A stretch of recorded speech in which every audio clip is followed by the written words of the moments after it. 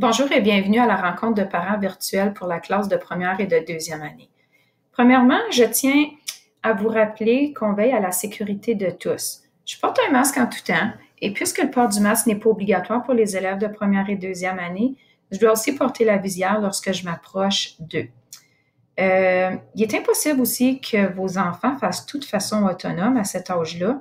Je dois souvent toucher leurs choses, alors c'est pour ça que je me traîne une serviette qui est imbibée de désinfectant et à ce moment-là, je peux essuyer mes mains régulièrement sur la serviette.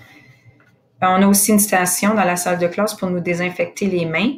Les élèves doivent se désinfecter les mains toutes les fois qu'ils entrent et qu'ils sortent de la classe et avant de manger.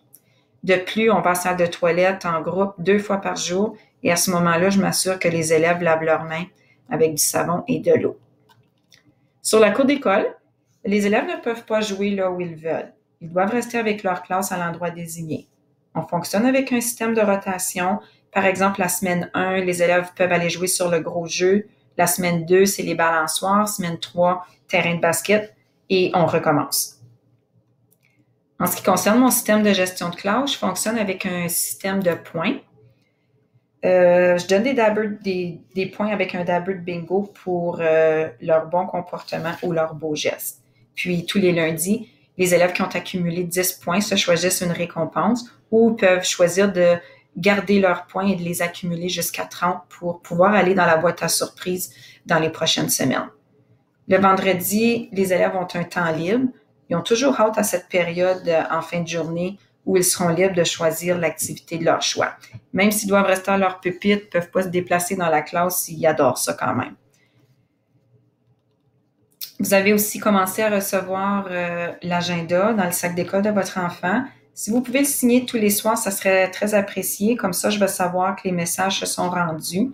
Si vous avez des messages à me faire part, vous pouvez encore me les envoyer par courriel ou si vous préférez, vous pouvez aussi l'écrire dans l'agenda.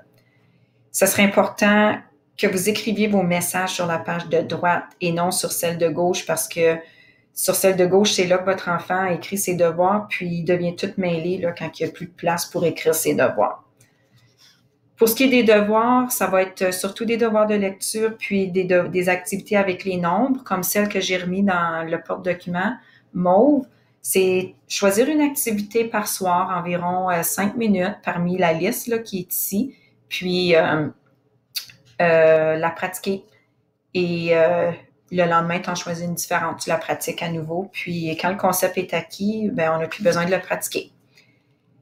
Pour ce qui est de la lecture, on mise beaucoup sur la lecture 4 fois pour améliorer la fluidité. On veut que les élèves apprennent à lire plus vite et moins en robot.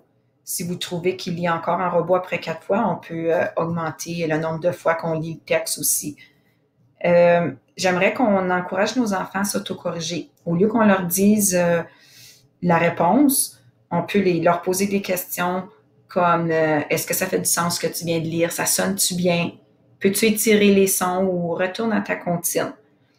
Les recherches démontrent vraiment qu'un enfant qui apprend à lire rapidement a une plus grande possibilité qu'il n'y ait pas de difficulté d'apprentissage dans le futur.